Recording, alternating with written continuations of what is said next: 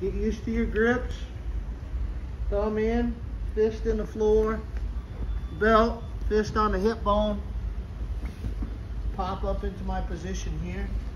And now from here, I'm just gonna get used to moving around a little bit. So my hands are gonna go to his chest. I'm gonna kick myself in the butt and walk right over to the other side. So hands on the chest, kick myself in the butt, right over to the other side. Get used to having that foot over there. Let's start out with that just a little bit, back and forth here. I'm gonna switch to the other side by going around the head. So just start out slow, over to the other side. And I'm going over the head. So start out a couple of steps, just get used to it. After a while, you're gonna be able to start to turn and make it in less steps. Let's try that a little bit. All right, like we worked on Monday. I got you, you ain't going nowhere. But when some little one gets on top of a big one, I'm gonna move whether you want me to move or not. So now you're gonna start floating. So even though I'm able to move, you're able to move and stay out of my direct pressure, so to speak. So, quick review of Monday. Thumb in the collar, fist, pop into my position. I pushed, now I pull. Make this nice and tight. Keep this foot out over here for good base. TJ doesn't like this. His hands come away from his neck to push on the knee. My hands go towards the neck. He's turning and pushing the knee. I don't care. Him turning allows me to get this bottom hand in deeper. Let the knee fall off. Set up the choke. Second move, exactly the same. But for some reason, I feel sympathetic. I don't want to choke TJ anymore. He pushes the knee. As he's pushing, I grab his wrist. He pushes the knee, I let him push. I pull, step behind, don't let that shoulder run back. Catch my grip, now my knee goes to the floor. Finish the KIMURA. Let's start with those two real quick, review. Let's talk about, I don't know if it's been a month ago, but we talked about going north-south to stay away from the legs. So I'm over here on the side mount, and one of the things I can do is knee to the belly. The other thing I can do is I can go north-south. And then we talked about when TJ starts to bring his legs in over here, one of the things I can do to prevent him from bringing his legs is to bring my hips up.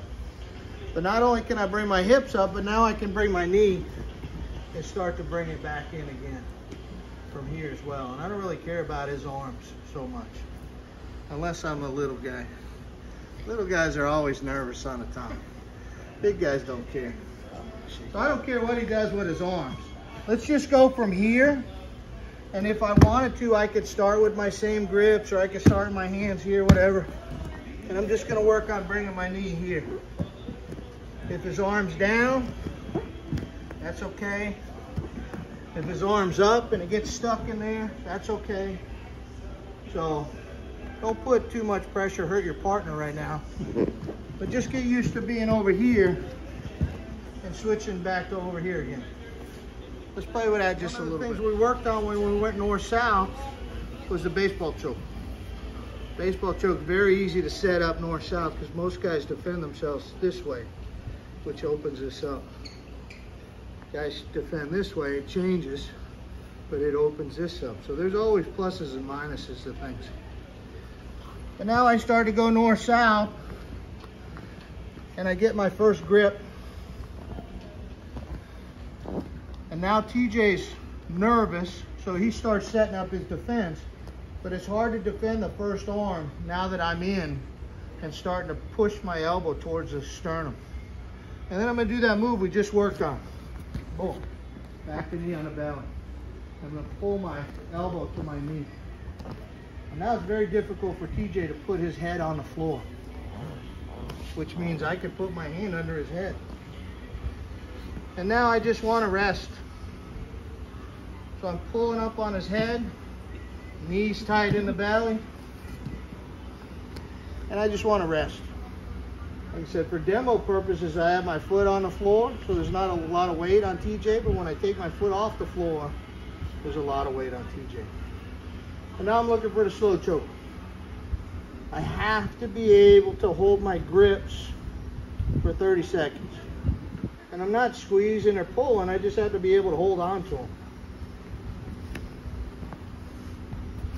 30 seconds of TJ not being able to breathe, I think he's gonna sleep. So this is the long, slow sleep. TJ doesn't generally get to the long, slow sleep. He doesn't like this long, slow sleep. The escape from this is to push your way out of it. So as he pushes his way out of it, his chin goes up and he goes right into the baseball choke. And it's easy.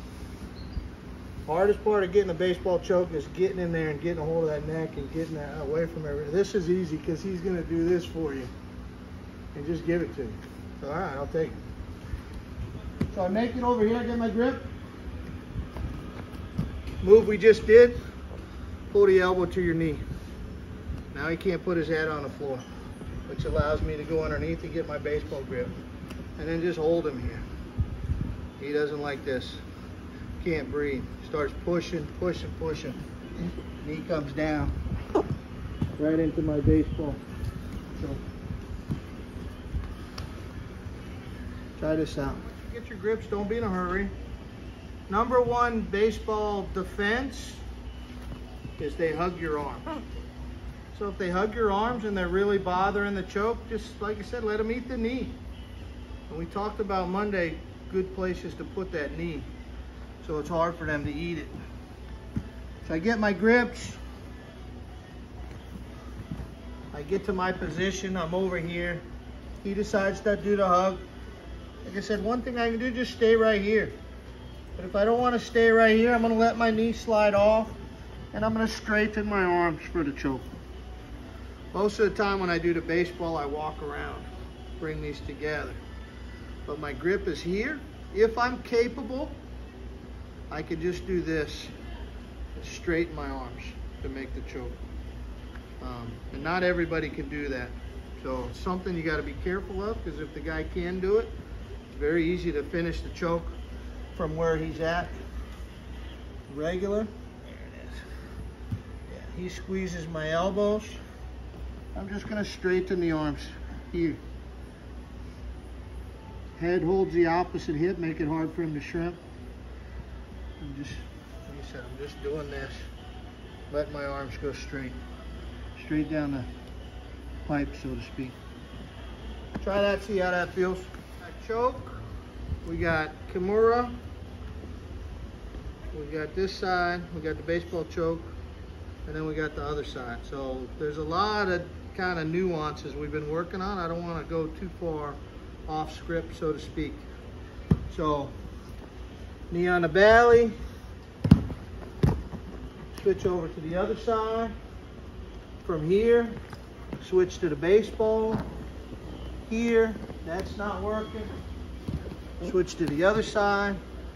So just kind of move around a little bit. I got this grip, or I got this grip.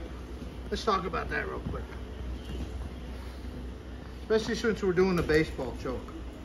Why don't I stick this hand in first and get a good grip, and then when I go knee on the belly, I can just shoot this other hand in here. All right? Switch. So the reason I don't do that is because when TJ does that, his arm gets stuck.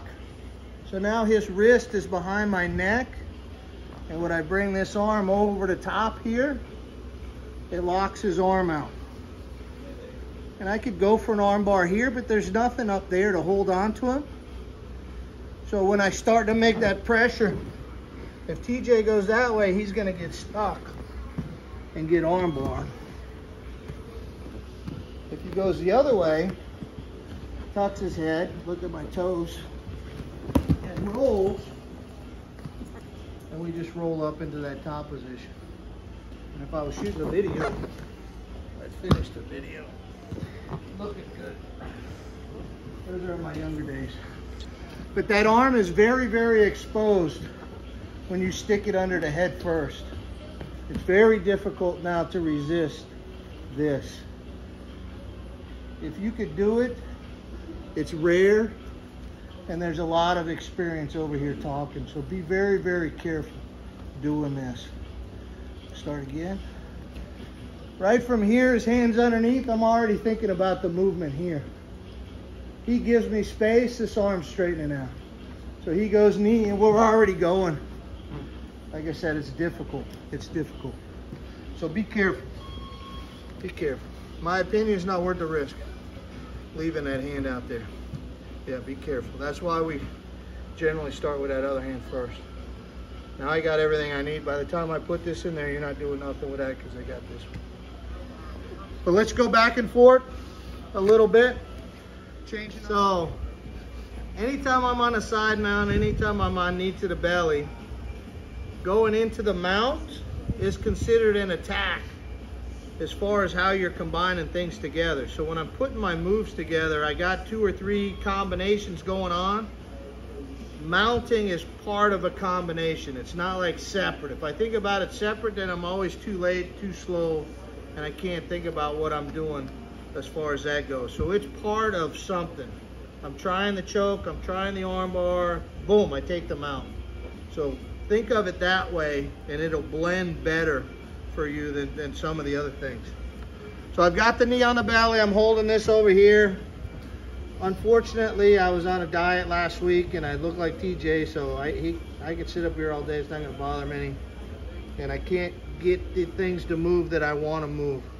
I'm just gonna shift everything over a little bit. Right now my weight's kind of centered over this shoulder. I'm gonna shift everything over. My knee's gonna slide over, and then I'm gonna kick it wide and pull it back in.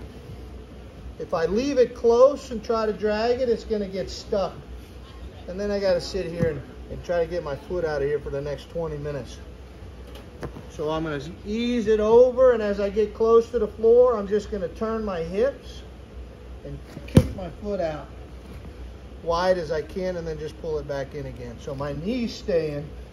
I'm just turning my hips from here to there, turning them out so I can kick further. So I move over, turn my hip, pull it back in again. Try that real quick without throwing your hip out of socket.